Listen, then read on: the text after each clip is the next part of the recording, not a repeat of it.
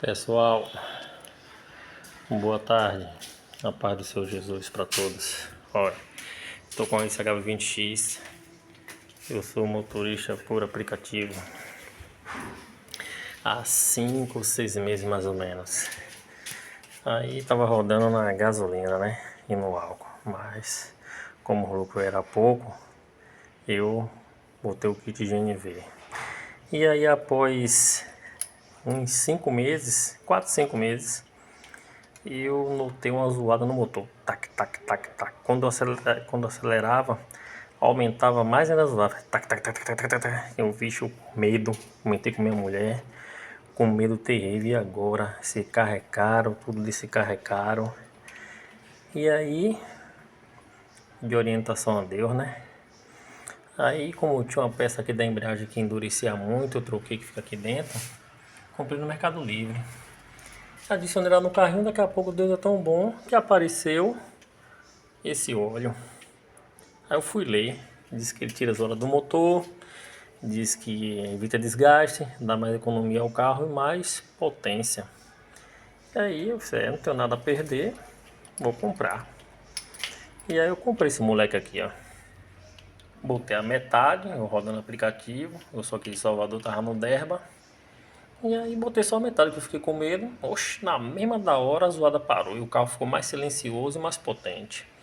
Cheguei em casa agora para almoçar, mais tarde eu vou rodar de novo. E aí tava a metade, eu deixei aqui. 20 minutos depois escorrer tudo. Escorreu tudo, ó. Não tem mais nada. Vocês aí que tem HB20, qualquer outro carro, pode comprar esse aqui, ó. Radinac. Óleo automotivo, ele parece um mel, grossão. Até para descer dá dificuldade, você tem que estar apertando ele para descer. E depois você joga o restinho dele lá para acabar de descer todo, deixar ele assim em pé como deixei, na verdade emborcado. E o nome aí, ó. Não tô ganhando nenhum, não tô ganhando nada divulgando, é só para, como eu fui salvo, né? Salvar outras pessoas aí também, que nem todo mundo que tem HB20 tem condições, né? Muitos estão pagando o carro igual a mim. Então aí, rapaziada, que Jesus abençoe todos. Bote isso aí que vocês vão ver a diferença. Show de bola. O carro parou de fazer zoada e você faz o quê? O meu, a vareta, tava perto de chegar no nível. Aí eu botei todo, mas se a vareta tiver no nível, não bote ele todo. Se for possível, espere o óleo descer mais um pouco e bote ele todo. Não bote com o nível normal que vai transbordar. Fala em nível, ele também tava baixando o óleo, tava esquentando muito. Entendeu? Esquentava muito o capô, quando eu pegava no capô parecia fogo.